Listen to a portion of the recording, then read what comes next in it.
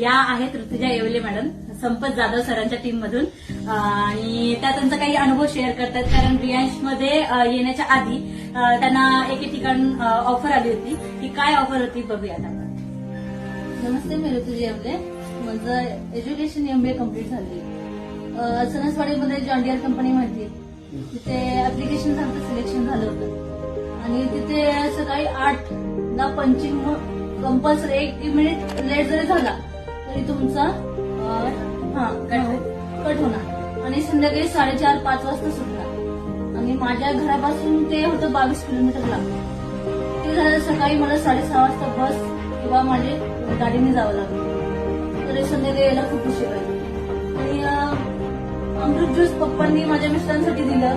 Result तर म्हणजे मी आयुष्यभर जोपर्यंत मी जिवंत आहे तोपर्यंत मी रियांशच काम करणार हे मी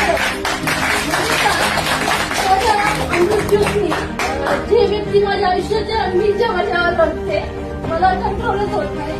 म्हणजे जी व्यक्ती आयुष्यभर माझ्यासोबत पाहिजे याने म्हणजे इतके दवाखाने केले, खूप म्हणजे बरेच दिवस दवाखाने करत होतो. पप्पांमुळे ते शक्य झालं आणि पप्पांमुळे तो व्यक्ती म्हणजे त्यांचं म्हणणं आहे ते व्यक्ती म्हणजे त्यांचे हस्बंड आहेत.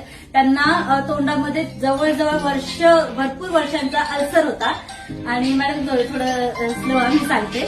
खूप त्रास व्हायचा त्यांना, पुरळ झाले होते आधी ओठावर, नंतर जिभेवर. ते नुसतं लस्सी किंवा लहान मुलांना कसं चपाती करून द्यायचं, मिक्सरमध्ये बारीक द्यायचं दुधामध्ये करून ते खायचे.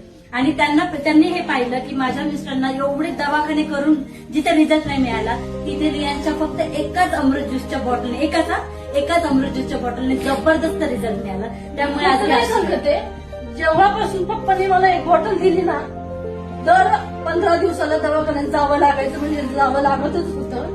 औषध पप्पांनी दिल्यापासून आतापर्यंत एकदा सुद्धा मी त्यांना घेऊन दवाखान्यात गेली नाही.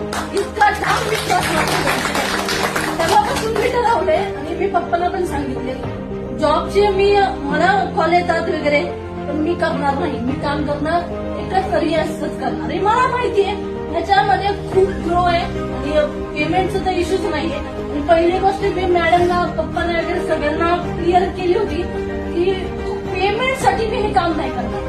जेव्हा माझ्या गरजेला म्हणजे मला जसं माझं म्हणजे फरक पडलाय, रिझल्ट आलाय, तसं एखाद्याला गरज असेल त्या माणसापर्यंत पोहोचू नये, बस एवढंच आहे. आणि खूप सुंदर काम आहे. आज माझी फॅमिली हॅप्पी आहे. 1-2 त्याच्यामुळे